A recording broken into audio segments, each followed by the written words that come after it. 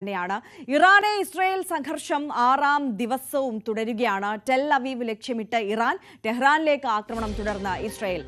Russia മധ്യസ്ഥത വഹിക്കാൻ തയ്യാറാണെന്ന് ക്രെംലിൻ വക്താവ് ദിമിത്രി പെസ്കോവ് പറഞ്ഞു. ഇരു രാജ്യങ്ങളും വിട്ടുപോകാൻ പൗരന്മാരോട് നിർദ്ദേശിച്ച് യുക്രൈൻ വിദേശകാര്യ മന്ത്രാലയവും. ചൈനയും ദക്ഷിണ കൊറിയയും നേരത്തെ തന്നെ പൗരന്മാരോട് പ്രദേശം വിടാൻ ആവശ്യപ്പെട്ടിരുന്നു.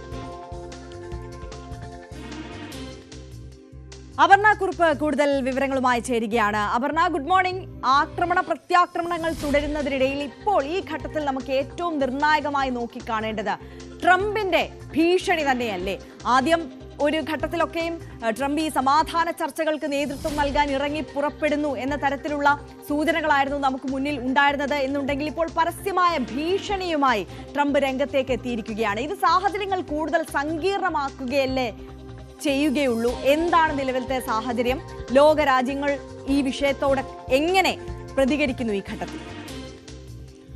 ആര്യ, 6ാം ദിവസമാണ് ഇസ്രായേൽ ഇറാൻ സംഘർഷം. ഇതിനകത്ത് വ്യക്തമായ നിലപാടെടുക്കുന്നില്ല, അല്ലെങ്കിൽ അമേരിക്ക ഇതിനകത്ത് തങ്ങൾക്ക് പങ്കില്ല എന്ന് പലതവണ ആവർത്തിച്ചു പറയുന്ന രംഗങ്ങളാണ് ഈ കഴിഞ്ഞ 5 ദിവസം കണ്ടുകൊണ്ടിരുന്നത്. പക്ഷേ അതേസമയത്തും ഇന്നലെ ചില നാടകീയമായിട്ടുള്ള രംഗങ്ങൾക്ക് കൂടി ലോകം സാക്ഷിയായി. അത് G7 ഉച്ചകോടിയുമായി ബന്ധപ്പെട്ട് ഇസ്രായേൽ ഇറാൻ സംഘർഷം ചർച്ചയാകുന്ന ഒരു സമാധാന ഉടമ്പടിയിലേക്ക് കടക്കാൻ സാഹചര്യമുള്ള ആ വേദിയിൽ നിന്ന് ട്രംപ് മടങ്ങുന്ന ഒരു കാഴ്ചയാണ് കണ്ടത്. അന്ന് കാനഡ പ്രധാനമന്ത്രി തന്നെ പറയുകയുണ്ടായി, ട്രംപ് ഒരുപക്ഷെ വെടിനിർത്തൽ അസാധ്യം എന്നുള്ളൊരു സാഹചര്യത്തിലാണ് ട്രംപ് മടങ്ങുന്നത് എന്ന് പറഞ്ഞപ്പോൾ അങ്ങനെയല്ല എന്നുള്ളൊരു പ്രതികരണമൊക്കെ ട്രംപിൻ്റെ ഭാഗത്ത് നിന്ന് വന്നിരുന്നു. പക്ഷേ വൈകുന്നേരമായപ്പോഴേക്കും കണ്ടത് ട്രംപ് കൃത്യമായ മുന്നറിയിപ്പ് കൊടുക്കുന്നു. അത് ഏത് തരത്തിലാണ് ബെഞ്ചമിൻ നെതന്യാഹു പറഞ്ഞത്? ആയത്തോള അൽ ഖമേനി, ഇറാന്റെ സുപ്രീം ലീഡർ, കീഴടങ്ങിയില്ലെങ്കിൽ ഈ യുദ്ധം അവസാനിക്കുകയില്ല എന്ന് നെതന്യാഹു പറഞ്ഞ ഭാഷയിൽ തന്നെ ട്രംപിന്റെ ഭാഗത്തു നിന്നുള്ള മുന്നറിയിപ്പും വരുന്നു.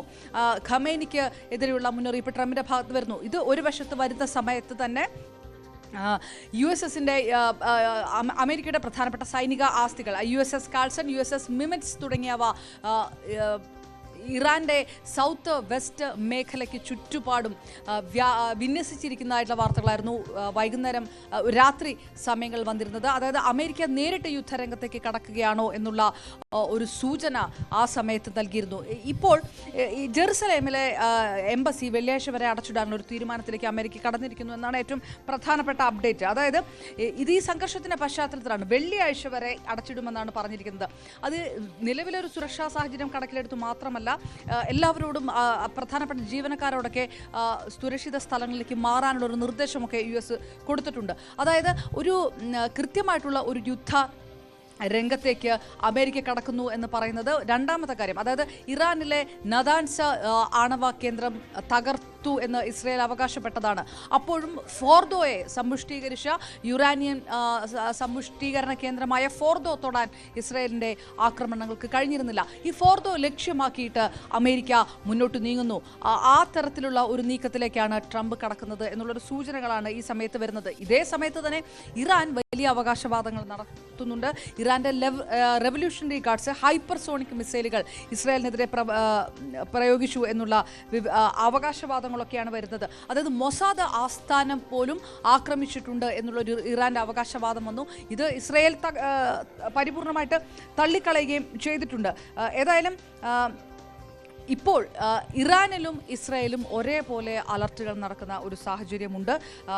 ഇറാന്റെ 224 പേര് കൊല്ലപ്പെട്ടതായിട്ടാണ് ആരോഗ്യ മന്ത്രാലയം അറിയിച്ചിരിക്കുന്നത്. ഇതിനിടെ ഇറാൻ മറ്റൊരു വിഷയം കൂടി വരുത്തുന്നത് ഇസ്രായേലിൻ്റെ ഒരു വാദമാണ്. അതായത് ഓപ്പറേഷൻ റൈസിംഗ് ലയൺ അമേരിക്കയെ അറിയിച്ചുകൊണ്ടാണ് നടത്തിയത് എന്നുള്ള ഇസ്രായേലിൻ്റെ വാദമുണ്ട്. അത് തന്നെ ഇറാന്റെ ഭാഗത്തുനിന്ന് ആരോപണം ഉന്നയിക്കുകയും ചെയ്തിരിക്കുന്നു.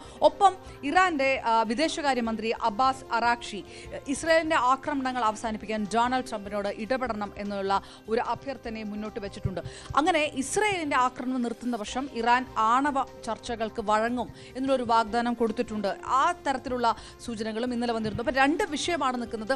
അതായത് അമേരിക്ക കൃത്യമായി മുന്നറിയിപ്പ് നൽകുന്നു, ആയത്തുള്ള ഖമേനി കീഴടങ്ങുക, ഒരു റെജീം ചേഞ്ച് അവിടെ വരിക.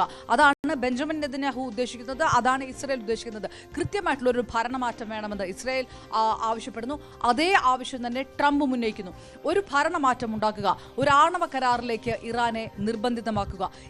ഇതിൽ പ്രഷറൈസ് ചെയ്യുന്ന നീക്കങ്ങൾ ഇസ്രായേലിന്റെ ഭാഗത്തുനിന്നും അമേരിക്കയുടെ ഭാഗത്തുനിന്നും നടക്കുന്നു. ഏതെങ്കിലും തരത്തിൽ ഇതിന് വിഘാതമായിട്ട് നിൽക്കുകയോ ഇറാന് പരിപൂർണമായ പിന്തുണ നൽകുകയോ ചെയ്യുന്ന നിലപാടുകൾ ഇതുവരെ പുറത്തേക്ക് വന്നിട്ടില്ല. G7 ഉച്ചകോടിയിൽ പോലും രാജ്യങ്ങൾ ഇസ്രായേലിനൊപ്പം നിൽക്കുന്ന നിലപാടാണ് വന്നത്. ഇന്ത്യ അടക്കം ഈ രണ്ട് രാജ്യങ്ങളോടും ഒരേപോലെയുള്ള ഒരു ഡിപ്ലോമസി കാത്തു സൂക്ഷിക്കുന്ന രാജ്യങ്ങൾ ഈ വിഷയത്തിനകത്ത് ഏതെങ്കിലും ഒരു സ്റ്റാൻഡ് എടുക്കുന്നുമില്ല. സ്വാഭാവികമായിട്ടും അമേരിക്കയ്ക്ക് മുൻതൂക്കം കിട്ടുന്ന ഒരു സാഹചര്യമുണ്ട്. അപ്പോഴാണ് അമേരിക്കയുടെ പ്രധാനപ്പെട്ട ഈ കാൾസണും മിമിൻസും പോലെയുള്ള സൈനിക ആസ്തികളൊക്കെ ഇറാന് ചുറ്റും വിന്യസിക്കുന്നതായിട്ട് വാർത്ത വരുന്നത്. രണ്ട് ചോദ്യമാണ് നിൽക്കുന്നത്. ഇത് ഇറാനെ പ്രഷറൈസ് ചെയ്യാനുള്ളൊരു തന്ത്രമാണോ? ഇറാനിൽ ഒരു റെഷീം ചേഞ്ചിനകത്തേക്ക് വരിക, ഒപ്പം അതോടൊപ്പം തന്നെ ആണവ കരാറിലേക്ക് കടക്കാൻ ഇറാനെ നിർബന്ധിതമാക്കുക. ഈ രണ്ട് വിഷയങ്ങളാണ് നടക്കുന്നതെങ്കിൽ ഒരു വലിയ യുദ്ധത്തിലേക്ക് കടക്കാതെ കാര്യങ്ങൾ. അതെ, അതാണ് നമുക്ക് ഈ യുദ്ധത്തിലേക്ക് കടക്കുമോ, ഈ ആക്രമണ പ്രത്യാക്രമണങ്ങൾ അത് അവസാനിക്കുമോ എന്നുള്ളത് തന്നെയാണ് നമ്മൾ ഏറെ ആകാംക്ഷയോടെ കാത്തിരിക്കുന്നതും. അവസാനിക്കണം എന്ന് തന്നെയാണ് ലോകത്തുള്ള എല്ലാ സമാധാനം ആഗ്രഹിക്കുന്ന മനുഷ്യരും ആഗ്രഹിക്കുന്നതും. ഈ ആണവ കരാറിലേക്ക് എത്തുക, ഭരണമാറ്റം ഉണ്ടാവുക, ഈ രണ്ട് വിഷയങ്ങൾ ഇപ്പോൾ അപർണ സൂചിപ്പിച്ചതുപോലെ തന്നെ അമേരിക്കയും ഇസ്രായേലും പ്രഷറൈസ് ചെയ്യുന്നത് പോലെ ആ സമ്മർദ്ദത്തിൽ ഇറാൻ വഴങ്ങാനുള്ള സാധ്യത എത്രത്തോളമാണ്? നയതന്ത്രം വഴി സമാധാനം, അങ്ങനെ ഒരു നിലപാടിലേക്കാണ് തങ്ങൾ കടക്കുന്നതെന്നാണ് US പുറത്തു പറയുന്നത്. പക്ഷെ അമേരിക്ക ഏത് തരത്തിലാണ് ഇതിനു മുൻപും ലോകരാഷ്ട്ര ചരിത്രത്തിലൊക്കെ എങ്ങനെയാണ് അമേരിക്ക ഇത്തരം യുദ്ധ സാഹചര്യങ്ങൾ കൈകാര്യം ചെയ്തത്? ഇറാഖിലടക്കം പാവ സർക്കാരുകളെ മുന്നോട്ട് കൊണ്ടുവയ്ക്കുന്നതിന് ഏതെല്ലാം ടാക്ടിക്സുകൾ അമേരിക്ക മുന്നോട്ട് വെച്ചു, സ്വീകരിച്ചു എന്നൊക്കെ അറിയുന്ന കാര്യമാണ്. ആ തരത്തിലേക്കുള്ള ഒരു നീക്കമാണോ ഉദ്ദേശിക്കുന്നത് അമേരിക്ക? അവിടെയുള്ള ഷാ കുടുംബമടക്കം ആവശ്യപ്പെട്ടിരിക്കുന്നത് ഒരു ഭരണ മാറ്റമാണ്, ഖമേനി മാറണമെന്നുള്ളൊരു ആവശ്യമാണ്. അപ്പോൾ അങ്ങനെ ഒരു സർക്കാരിനെ കൊണ്ടുവരിക, ആ തരത്തിലേക്ക് ഇറാൻ ആണവ കരാറിലേക്ക് നിർബന്ധിതമാകുക, ഈ തരത്തിലേക്ക് ഞങ്ങൾ ഒരു സമാധാനം ഉറപ്പാക്കാനുള്ള ഒരു ശ്രമം. ഇറാഖിലടക്കം അമേരിക്ക പറഞ്ഞിരുന്ന കാര്യവും ഞങ്ങൾ നടപ്പാക്കുന്നത് സമാധാനം എന്നുള്ളൊരു സാഹചര്യമായിരുന്നു. പാവ സർക്കാരിനെ കൊണ്ടുവന്നുകൊണ്ട് ഈ സമാധാനമാണ് പുനഃസ്ഥാപിക്കുന്നത് എന്ന് അമേരിക്ക സ്ഥാപിക്കുകയും ചെയ്യും. അത് അമേരിക്കയുടെ പൊതുവെയുള്ള ഒരു ടാക്ടിക്സിൻ്റെ ഭാഗമാണ്. പക്ഷേ ഇറാനെ സംബന്ധിച്ചിടത്തോളം ഇറാന് UAE ഒരു സഹകരണം ഉറപ്പുകൊടുത്തിട്ടുണ്ട്. സഹകരണം എന്ന് പറയുന്നത് അത് പിന്തുണയാണ്, ഏതെങ്കിലും തരത്തിലുള്ള യുദ്ധ പിന്തുണയല്ല. G7 രാജ്യങ്ങളാണെങ്കിൽ പരിപൂർണമായിട്ടും ഇസ്രായേലിനൊപ്പം നിൽക്കുന്ന ഒരു സാഹചര്യമാണ് ഉണ്ടായത്. ഇറാൻ ഭീകരവാദമാണ് വളർത്തുന്നത് എന്നൊരു അഭിപ്രായം G7-ൽ വന്നു. അപ്പോൾ G7 രാജ്യങ്ങളുടെ ഭാഗത്തു നിന്ന് ഏതെങ്കിലും തരത്തിലുള്ള പിന്തുണ ഇറാനില്ല.